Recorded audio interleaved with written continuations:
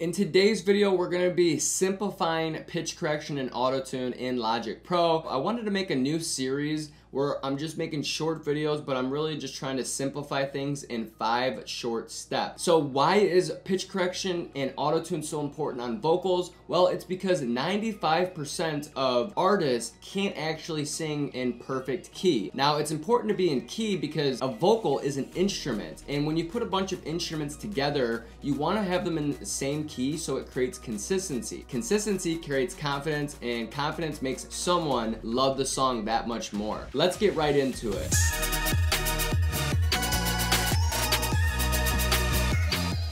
And if you're interested in simplified tutorials, please hit that subscribe button, hit that like button. Step 1, before AutoTune, before anything, get a good recording that you actually like. If you don't like what you're hearing, then you need to re-record, because we can't take a piece of shit and turn it into gold. We gotta get something that you like, and then we'll turn it into gold. All we're doing is elevating the sound. So how are we supposed to make a good, high quality piece of audio when you don't even like the dry version? Step 2 is make sure that the pitch correction and AutoTune is one of the first plugins on the chain, because a pitch correction and AutoTune is actually doing a lot in the algorithm. It's actually physically changing the notes that you hit. Yes, every syllable you say with your vocal isn't a note, whether it's E flat or C. Every syllable is hitting a note, and it's best if the pitch correction and AutoTune is up top of the chain, so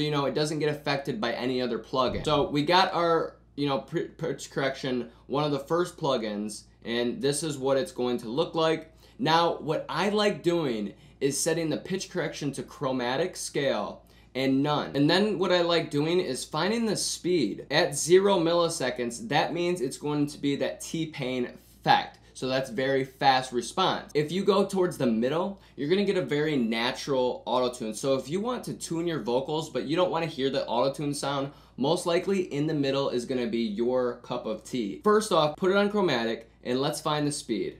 You don't feel like life is real, I'm gone. Sipping on a fifth, I'ma mix it with Patron. Dark and light liquor, only way to reach. So I like that heavy AutoTune sound on this vocal, so I'm gonna make it fast. Next thing you're gonna do is throw your beats into a website called audiokeychain.com, and all you're gonna do is throw your instrumental in there, or you can go onto tunebat.com and you can throw your instrumental in there, and it's gonna tell you the key of the instrumental. And whatever that is, for example, this beat, I know it is D sharp minor because I produced it. So I'm gonna go to D sharp minor, and let's hear it now. You don't feel like life is real, I'm gone. Sipping on a fifth, I'ma mix it with Patron. Dark and light liquor, only way to reach my zone.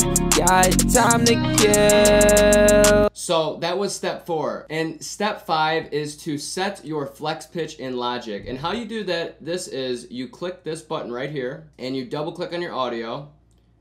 You bring this up, and you're gonna see this flex pitch tool right here, right? And you're gonna minimize this and make it small so you can see it. Let's get rid of the side button. Highlight every note like this, and you're gonna scale quantize at the bottom, set it to minor.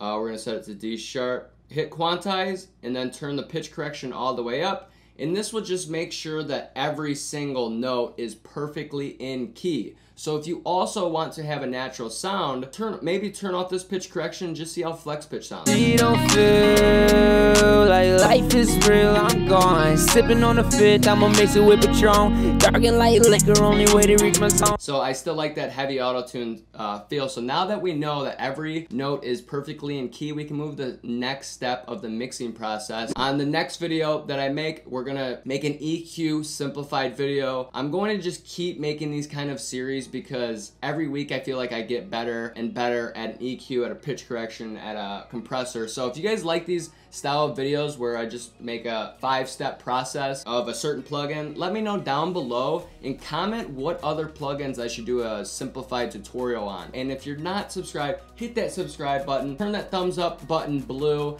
it turns into confetti, and I will see you guys next time. Peace.